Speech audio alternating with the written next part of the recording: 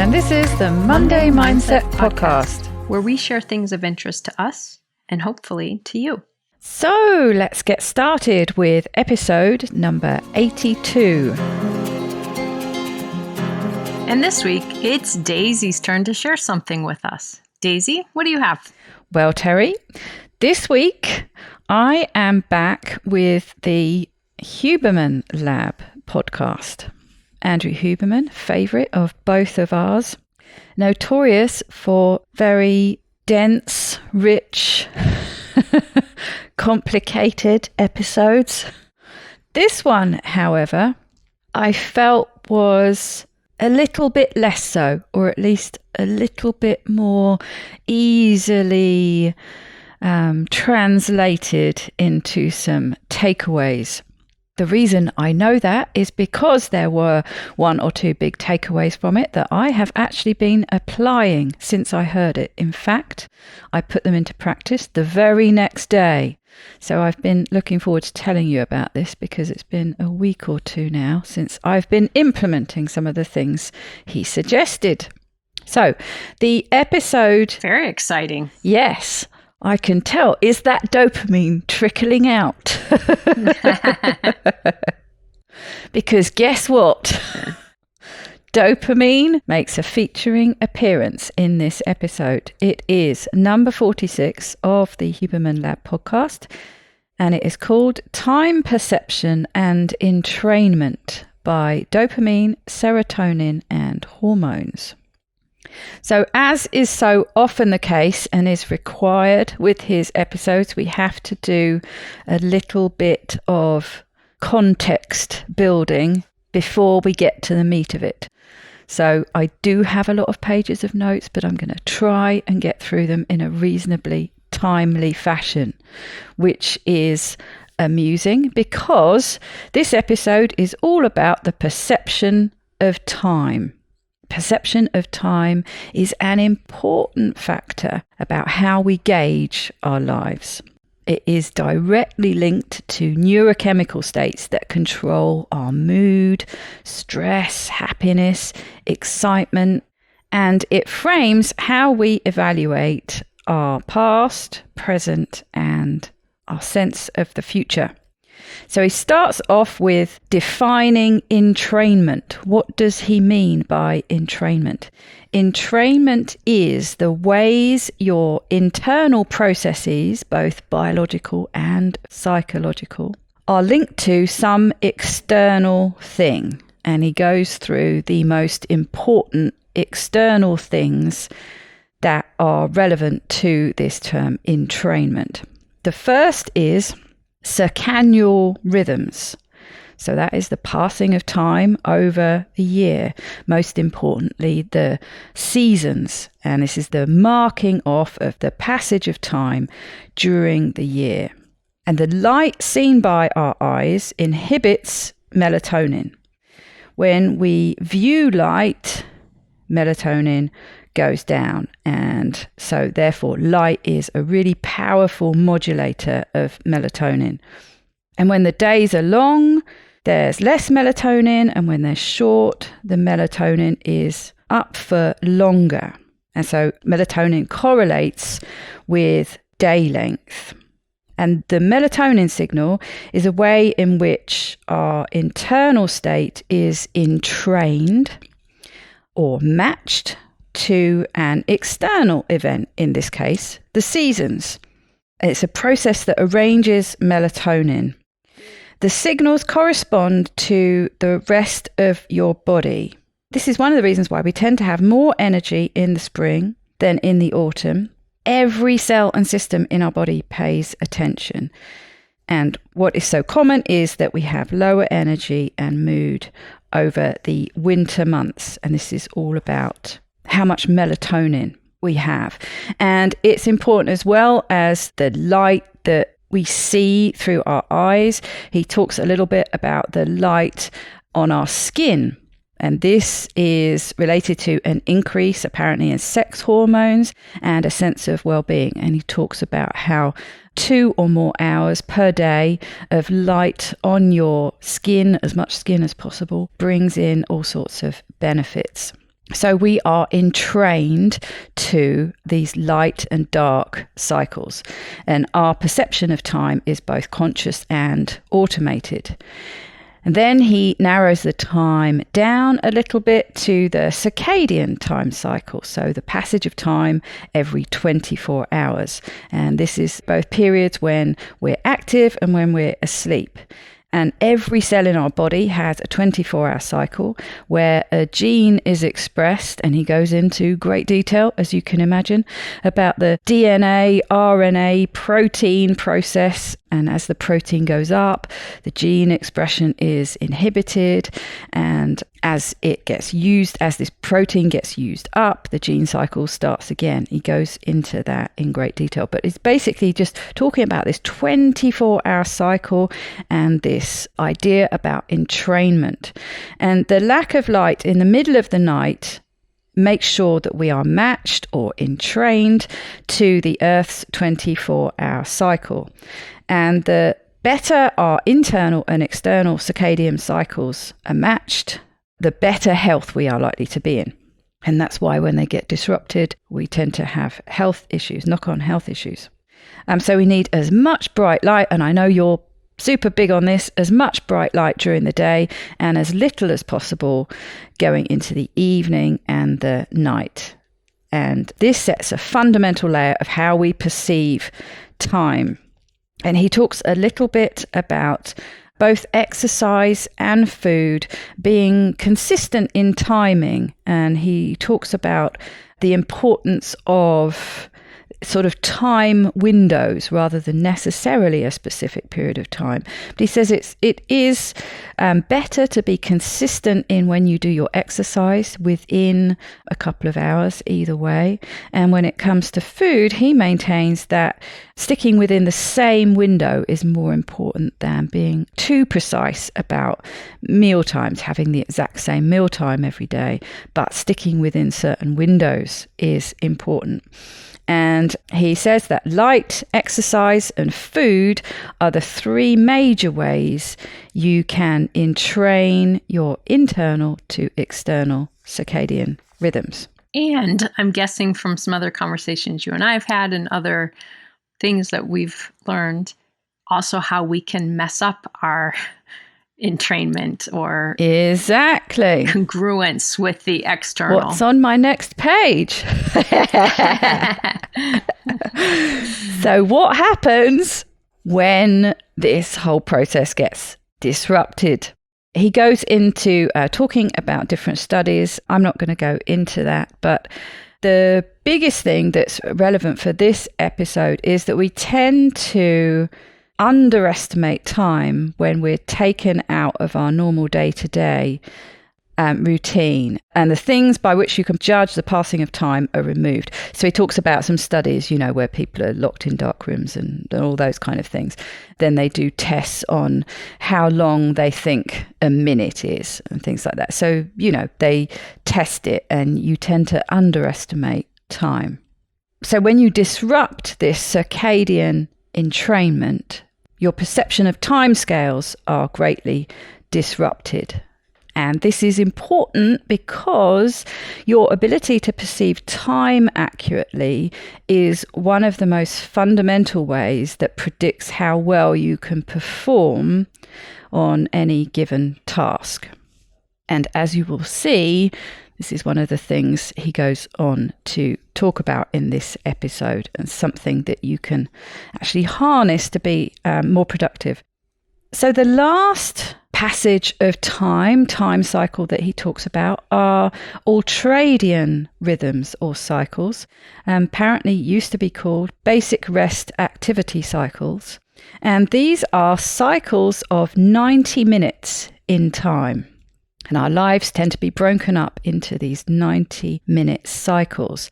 And I don't know if your ears pricked up, but mine did at this time. And I straight away started thinking about sleep cycles. Mm-hmm. You shared some work by Dr. Bruce. And I think we've also mentioned Matthew Walker talks about it a lot, talks about these 90-minute sleep cycles and the importance of getting a certain number of these sleep cycles. And he mentioned this, but he said, this applies to our waking time also. And these 90-minute time blocks are actually quite useful. Our brain can stay focused pretty well for 90 minutes, but after 90 minutes, so once you start passing that 90-minute interval, this focus drops significantly. And this gets into another example of entrainment. And he talks about the release of particular neurochemicals, acetylcholine and dopamine, in this case, applying to focus. They allow you to focus. But after this 90-minute period, we have less release of these chemicals. And this is why your focus tends to drop off a cliff. And I straight away thought, okay, well, so you've got this 90-minute cycle. You know, there's probably going to be a rest and reset period. So I was hoping he was going to answer that, and he did. A bit later, he said, really, you need a sort of 2 to 4 hours minimum time period in between to reset those dopamine levels. He says it is different from the 90-minute sleep cycles in that you can initiate them whenever you want to during waking hours. You start your focus period, limit distraction, and you start that timer. It's good because you get to set the ultradian rhythms.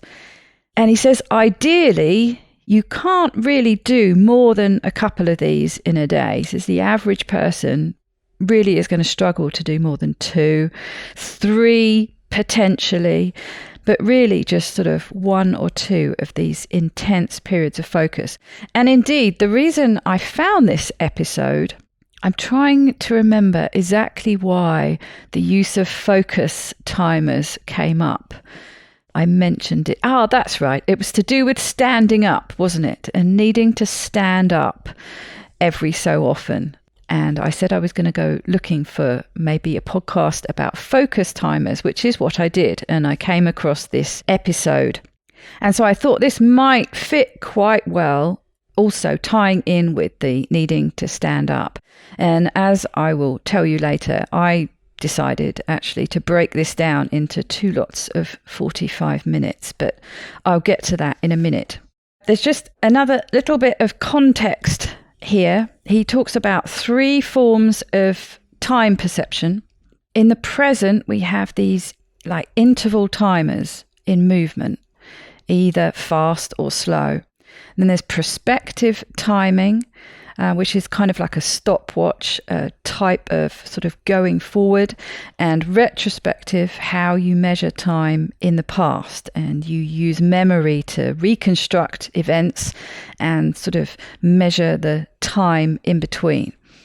And he goes into some detail about the molecules that decide whether we fine slice time or batch it into larger blocks. And you might remember I touched on this fine slicing of time or frame rate in the ADHD episode, which of course was another one of his episodes that he was talking in more detail about this. But again, dopamine and norepinephrine come in here, dopamine and serotonin, and how they modulate our sense of time. So when we have more dopamine released, we tend to overestimate how much time has passed. And this causes a fine slicing of time. We increase the frame rate. Things kind of go in slow motion. So dopamine, fine slicing, see all the detail, looks a bit like slow motion. You overestimate the amount of time passed. Serotonin, on the other hand, is the opposite. You tend to underestimate time passed. He did talk about some quite interesting studies involving cannabis, 5-HTP. Go and listen to the episode for that. Not going to get bogged down talking about time. Let's move on. But serotonin, the opposite. Underestimate time, slower frame rate. Time feels like it speeds up. There's less detail. Why is this important? See, we do need to set the context because this is where it comes in. Throughout the 24-hour cycle, we have different amounts of dopamine and serotonin in our system. In the first half of the day, dopamine is more elevated than serotonin. And in the second half of the day, especially going into the evening, it's serotonin that's more elevated. And our perception of time, therefore, going back to that context that I've just set up, changes accordingly. So earlier in the day, you overestimate how much time has passed. You're doing this fine slicing, detail. Later, underestimates. You tend to batch time. So where this becomes relevant is how you might decide to structure your day. And talking about productivity and thinking about the hardest and most important tasks. And we've probably talked about, you'll always hear people mentioning that it's best to get those tasks done earlier on in the day. And there's a behavioral mindset reason for that, because you have a sense of accomplishment when you've done it, when you've got it out of the way. But relevant to this episode and relevant to our dopamine and serotonin circuits, our dopamine circuits are more active in the morning. So we're better placed cognitively to tackle the problem. Fine slicing time, higher resolution earlier on in the day. But it does depend a little bit on the task you're doing. So what does the task that you need to undertake require?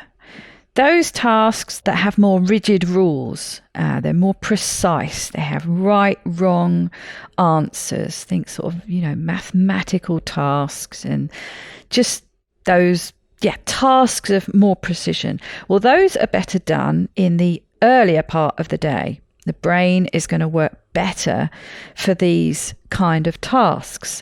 Go back to that fine slicing of time, thinking in detail. Time appears to go a bit more slowly. You can just focus in on these difficult kind of tasks better when there's more dopamine floating about. But more creative tasks, things like brainstorming and I guess that sort of blue sky thinking, when we need to blend different skills together, well, those are actually better performed in the latter part of the day, or at least in the afternoon, when serotonin is a bit higher. And one last quick thing here, that if your sleep gets disrupted, and we always talk about the importance of sleep, but where it's relevant here is that if your sleep has been disrupted, tend to have a dysregulation of the dopamine serotonin states. They're not as cleanly delivered. This is why we tend to feel a bit off, have a lack of concentration, and our sense of the passage of time is disrupted. So it's all about time perception, dopamine, serotonin, when they're elevated at different parts of the day. And coming back to why I went looking for an episode on focus timers, and I did go and find a focus timer. So I thought, okay, so we've got these 90 minutes of focus. This sounds like a really good idea. I could do with this. As you know, I've become much more of an early morning person. And I have my routine, which I'm sure every listener who listens regularly will be utterly bored with by now, where I go for a swim, come back, take the dogs for a walk. And I used to then come back and everyone would have their breakfast. But I decided the next day after listening to this that I would change my routine somewhat. And there was a very interesting aside actually about cold water exposure, and an interesting article that I read about pleasure, pain, seesaw and dopamine. So interesting, in fact, that I think I'm going to put them into another episode because we absolutely won't have time to go on to that today. But I decided to, because without going into detail, he talked a little bit more about some different things about cold exposure and dopamine. I know you've mentioned it before with this whole pain and dopamine link. He talked about it a bit more relevant to time perception. But I thought this makes it ideally placed. Let's put one of these 90-minute cycles in when I come back from taking the dogs for a walk. So that's what I've been doing. I've been going to the sea, coming back, taking the dogs out for a walk, coming back. They get their breakfast. I make myself another cup of coffee and I come and I sit down and I set my focus timer to 45 minutes and I focus. And you think 90 minutes, that doesn't seem like that much time. And there are certain professions, I know, where people spend hours and hours and hours really focusing. But how many of us can truly say that we really focus? And I mean turning off every single distraction. There's all the notifications get switched off. You are laser focused on the task at hand. You pay no attention to any other distraction. And that's what I've been doing. I've been switching on that focus timer for 45 minutes. Then you get a 5-minute break, which is just about enough time. Get up for a pee, make another cup of coffee, whatever. Do some stretches, which links back into the standing up regularly. And then come back and another 45 minutes. So I get that 90 minutes focus that he talks about. And he says, you've got, about an extra 10 minutes. That's when you're focus drops off a cliff. So that's why I figured I could split it into these 2 45-minute sessions. And so that's what I've been doing. And then it's after that I then feed myself. And then I go into, obviously that's not the only work I do during the day, but then I go into sort of different styles of working or the same kind of working. But I have noticed very much that 90-minute laser focus time done in the morning, doing specific kind of tasks as he was talking about. Yes, boy, do you get a lot done when you really focus. What do you do during that time? Well, I have mostly been doing things like editing. So it's something, and I usually set it up. So the sort of slightly faffing about pulling the files in and getting things basically set up. But when that timer goes off, that's when I focus in on, I feel like it is a task that I suppose it is a little bit creative, but it is kind of quite laser focused. I sit there, I'm focused in on the laptop with my headphones on. But what I've noticed before that I've tended to do is that I'm not truly focused. And I have to say, I was thinking about this on sort of the opposite end of the scale, that it made me much more aware of how I wasn't truly, really with this laser focus periods of time on work. But on the other hand, not properly focused on relaxation time either. And I found that having these periods where you know that you've been really focused on work makes you feel more able to switch everything off at a certain point in the evening and feel justified in focusing on relaxing. I found that interesting. It wasn't sort of something I really thought about. It was just something that naturally sort of kicked in. And I realized before that I was not exactly half-arsing it, but without being completely focused, I was paying attention to distractions, a notification from my inbox or a notification from a message on Facebook or things like that would pull me away from, say, editing. And so that amount of editing would take that bit longer. So all these distractions were eating into a period of work time, but they were also things like that, and doing some sort of less focused work was eating into my relaxation time. So what it was feeling like was just that my days were so drawn out and tiring, whereas it seems to have put me into much more periods of focus, both in work and relaxing. That's a great outcome. Yes, I found it very interesting. Yeah. And productive. And it ties back to what you described, his episode really being about time perception. Your perception of your day has been affected by this focused time. Yes, exactly. And I've known for a long time now, I mean, I've said to you many, many times, haven't I, that I just feel more productive when I get up early in the morning and get things done in the morning. I feel like I get more done. I sort of can remember saying to you that I would look at the clock. Wow, it's only midday and I feel like I've done so much already.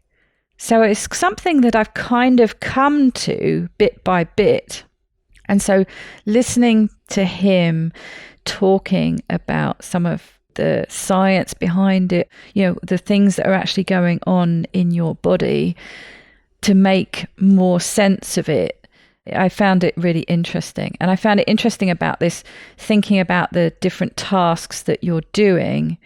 And so it just has made me organize my time a bit more. So yeah, if there are things that are more sort of free thinking, creative, coming up with ideas, less of that laser focus, just rigid working on something, yes, let's save those for the afternoon. Or that will be a day when maybe I don't do that 90-minute session. Do you know what I mean? It's just, it's changed the structure of how I work. Also interesting to me, and maybe it's too early to really tell, but if I just reflect over maybe the past year and a half in listening to you talk about certain things, and one being mood, if I think back to when you were in France and were having a really difficult time getting up in the morning, and then you were staying up really late at night and your mood started to tank during that time for various reasons.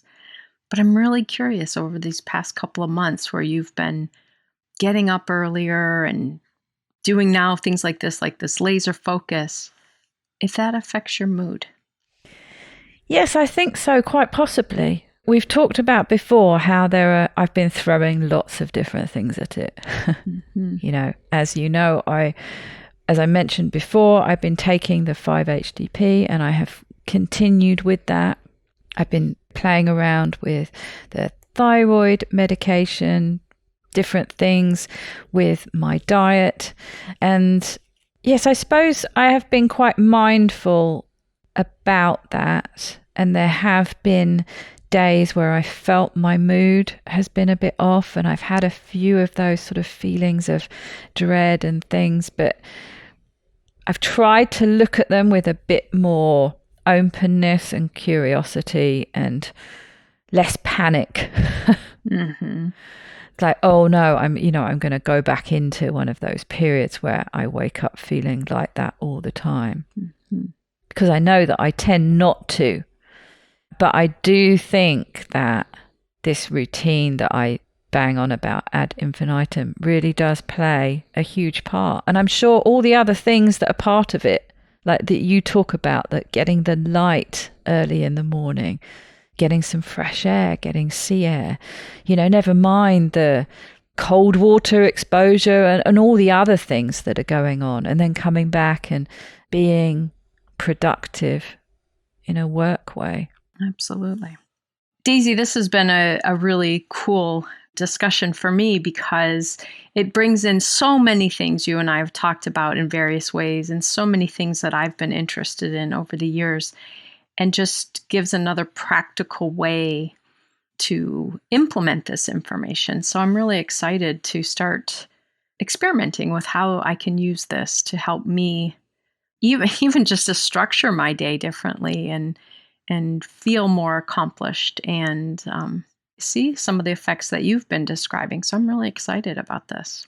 Yes, well, I was quite excited to share it with you because, yes, for once it was something that I'd actually implemented and could report back on straight away. So I really do recommend that for anyone who thinks this sounds interesting to go and listen to the full episode because, yeah, it was fascinating. Very good. And if it interests you as much as it did me, you'll find yourself too putting it into practice the very next day. Very good. I hope everyone has a great week, and we will be back soon. Have a wonderful week.